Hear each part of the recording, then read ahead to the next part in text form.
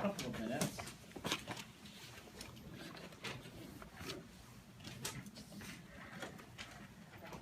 Tonight we celebrate, as we read earlier, the creation of the world.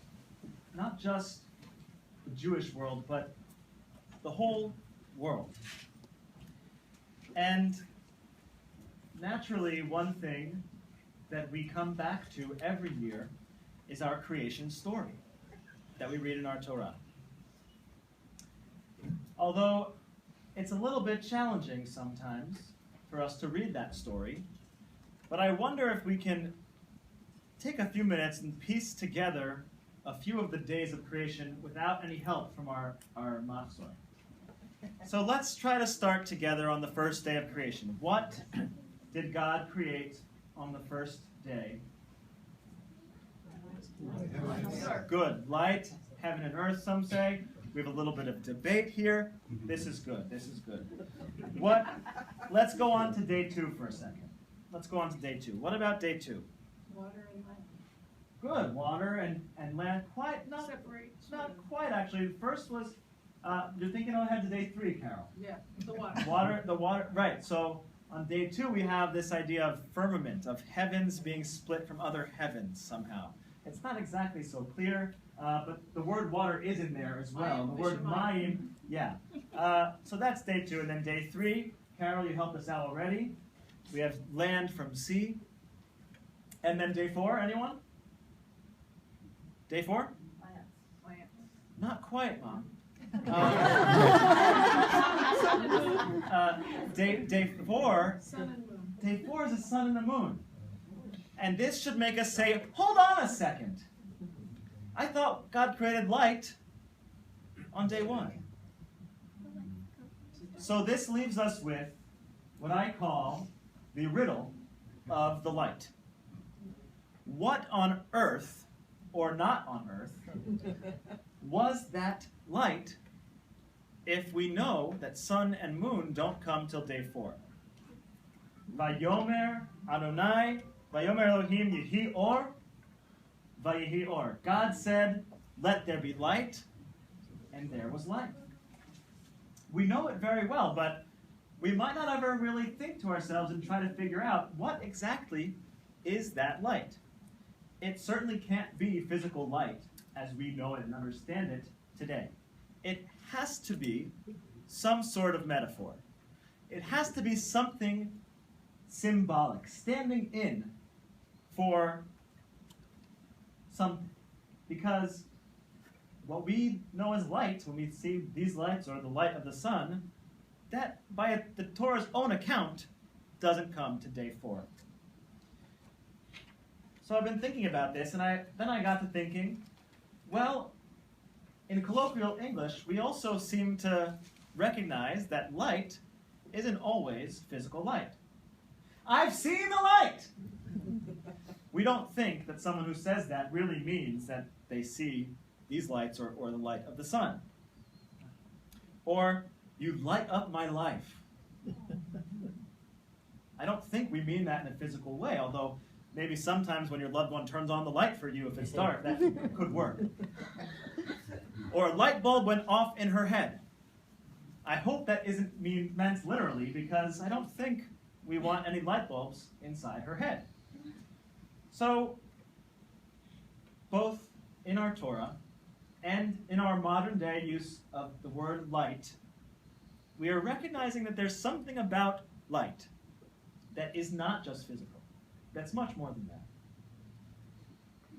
Believe it or not, the Hebrew Bible goes on way past just this first instance of light and can't really make up its mind about what light is supposed to mean.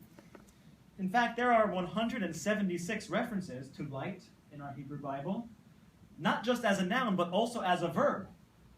Not only is light or something that can be created by he or, let there be light, but light is also leha'ir, something that can be shined, or you can be light. And the Hebrew Bible doesn't make up its mind about what it wants light to be. Psalms tell us that we can walk in the light of life. So it can be life, that's one if we're counting. It can also be the light of our eyes, of refreshment, of a good disposition and cheerfulness. We get that from the book of Samuel when Jonathan says, "Look how my eyes lit up when I tasted this honey." We know that light can also be righteousness and goodness. In this very beginning of creation, God sees the light, and it was good. It was good. It is the opposite. God distinguishes it from darkness, from everything that is not good. We also know this light of righteousness is or zarua la tzaddik. Light will be sown, will be planted or implanted for the righteous, or for the tzaddik, for those who are concerned with justice. We also, that's three. We've got life, we've got refreshment, we've got justice. We've also got a really important one, especially for those younger than me in the room and those older, learning. Here in this first beginning of Genesis, that word or, light, is mentioned 5 times. And the rabbis teach that 5 times is actually 1 time for each book of the Torah in these first few verses of Genesis. But they don't stop there. The book of Proverbs tells us that commandment, mitzvah, is a ner, is a light, a physical light. But Torah is or, Torah is light. And wisdom, Ecclesiastes tells us, wisdom is superior to ignorance, just as light is superior to darkness. The world would later call a time of growing consciousness enlightenment as well. So we've got at least 4 things that our biblical text is telling us could be having to do with that first primordial light. So what? So what do we do with all of that? Who cares? So what if that first light can be understood in so many ways? How should that change the way that we might live in this next year? Taken on their own, it's not clear. We need actually one more example. Lucky for us, there is at least one more example. And that is the light of God's radiance. God's very presence is understood as that light. The rabbis in the Midrash, they ask, how was that light created? And they tell a story that goes something like this, that before we read the story of creation, before that there was just God. And for God to create the world, God had to contract God's self a little bit. So how did God do that? God took a white garment and God wrapped it around God's self. And God basically, through that garment, shone from one end of the universe to the other. That God's self radiated light and goodness, also physical light in that case, from one end of the universe to the other. I imagine that the light was so powerful, so good, so full of life and joy and learning and justice, that God placed it within God's most treasured creation, within humanity. I think, for me, that's one of the things that I understand when we read that we are created B'Tselem Elohim, in God's image. That we have some phrase, some fraction, minuscule fraction of that light within us.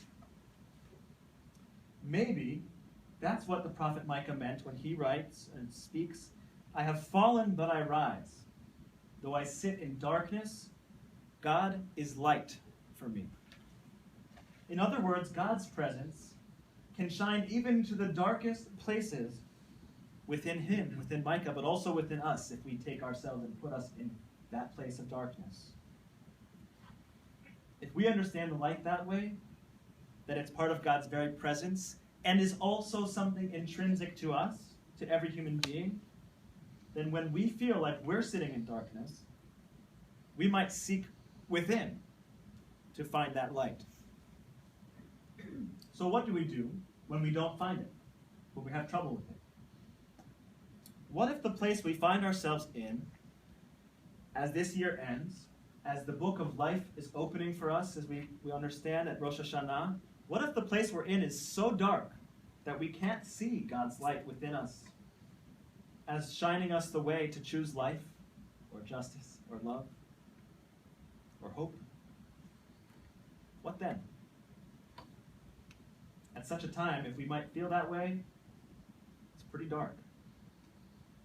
It's probably pretty scared. But I'm willing to bet that all of us have felt that darkness or that fear at some point in our life. So what do we do when we can't find it within us? When the darkness is so overpowering that we can't see the light? It's at that time that I think this metaphoric light needs to remind ourselves of a lesson from our candles. Just as one flame can give to another without being diminished of itself, so too can we with our light give to others without it being diminished of our own light. When we share of our light with others, we're sharing that unified, that part of which is within us that unifies us all. And we can't diminish our own by sharing it with others. We can only grow them stronger and build ourselves into a stronger community and a stronger world. You probably already share this light with others on a regular basis, whether you know it or not. When you celebrate a special occasion with a loved one, you try to cheer her up, you're sharing your light.